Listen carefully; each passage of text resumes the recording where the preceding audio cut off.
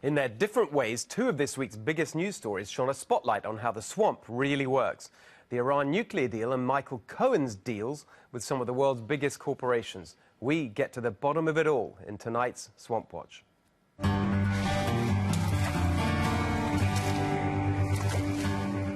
Britain, France and Germany lobbied furiously to try and stop President Trump ditching the disastrous Iran nuclear deal, and now they're trying to keep it alive.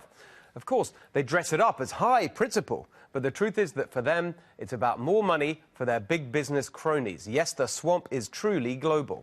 Britain has pushed numerous business interests in Iran since the Obama deal lifted sanctions, including their telecoms company Vodafone partnering with Iranian internet firm Hiweb to help modernize its network. And in 2017, British officials agreed to a $720 million deal to create a solar energy park in Iran with investors from Asia, Europe and the Middle East. Germany is even more swampy. After sanctions were lifted, car maker Volkswagen reached an agreement with Iran's Mahmut Khodro to sell two of their models there. And German manufacturing giant Siemens signed a contract worth at least 1.5 billion euros to build rail coaches and upgrade train tracks in Iran. But here's the swampiest German, and this is truly shocking. One of the biggest impacts of new sanctions would be on energy, and Russia in particular. Giant Russian state oil and gas companies Rosneft and Gazprom both have interests in Iran. Guess who is now head of the executive board at Rosneft and also chairman of the board of directors at Nord Stream 2, a subsidiary of Gazprom? Gerhard Schröder, Angela Merkel's predecessor as Chancellor of Germany. The former German leader is on the board of Russia's biggest energy companies. Since Russia's got practically no economy apart from energy, that's basically like being on the board of Russia. And the elites accuse Donald Trump of collusion. But perhaps the country deepest in the Iran swamp is France.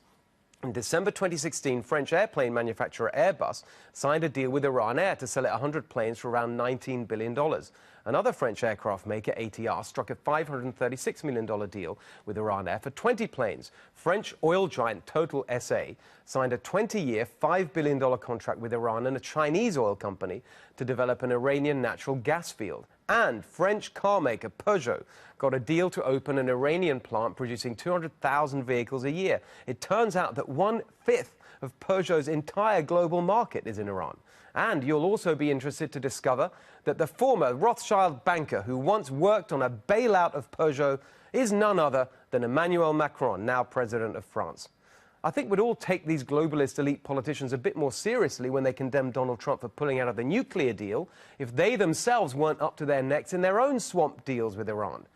Now, the other story this week that's putting the swamp in the spotlight is the influence peddling of Donald Trump's former fixer, Michael Cohen. International drug giant Novartis confirmed that it paid Cohen $1.2 million for a consulting contract. An employee inside Novartis told Stat News that Cohen reached out to Novartis' then CEO in early 2017, promising access to the president and the most influential officials in the new administration.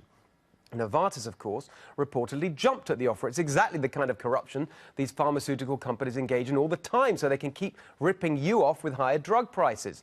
Novartis spent over $8 million lobbying the US government just last year.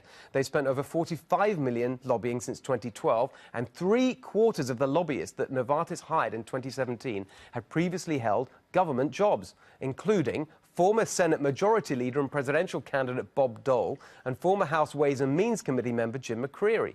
Just in case their lobbying doesn't buy them enough influence, Novartis has also donated over $168,000 to political candidates just in the 2018 election cycle.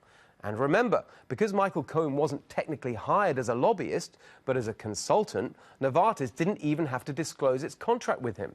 Who knows what other swampy influence peddlers are still on Novartis' payroll, or the other drug companies that buy the outcomes they want from your government. Of course, Novartis wasn't alone. Michael Cohen also approached telecoms giant AT&T with a pay-to-play pitch, and they gave him a $600,000 contract for an inside track to the new administration to help with their bid to buy Time Warner. Pathetically, AT&T's CEO Randall Stephenson tried to blame all this on the guy who ran his DC operation, Bob Quinn, who was thrown under the bus and forced to retire. Stephenson said that hiring Michael Cohen was a big mistake. Yeah, right. The only mistake was getting caught. AT&T is infamous for its vast lobbying and influence buying operation. They spent more than $16 million on federal lobbying each of the last 2 years.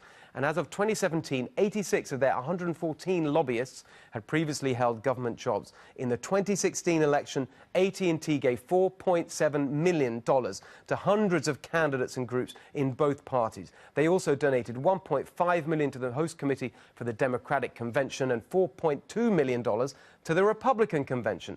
On top of that, AT&T's swampy CEO Randall Stephenson personally gives thousands of dollars to D.C. politicians, $1,000 to Paul Ryan, $2,700 to John McCain, $10,000 to the National Republican Senatorial Committee, and $33,900 to the Republican National Committee, not to mention the thousands of dollars he's donated to his own company's Political Action Committee.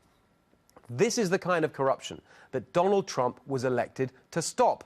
And let's be fair, he's already delivered some of his Drain the Swamp pledges, like clamping down on the revolving door between government and lobbying. And also, to be fair, Michael Cohen's influence peddling didn't work. The Trump administration took AT&T to court to block its Time Warner merger. But the sight of a Trump insider running around pitching himself to help big corporations, even as the new administration was taking shape, is an insult to every Trump voter. Just today, the Wall Street Journal is reporting that Michael Cohen pitched his swampy services to Ford as well. Donald Trump was elected to be the voice for the voiceless, to help the forgotten men and women of America, not to help big business get its way in Washington. What part of Drain the Swamp did Michael Cohen not understand? Pointing this out is not being disloyal to the president. It's Michael Cohen who's let the president down by embarrassing him and undermining one of his most important promises to the American people. Michael Cohen should apologize, pay back his swamp fees, and tell us who else he pitched. It's called draining the swamp.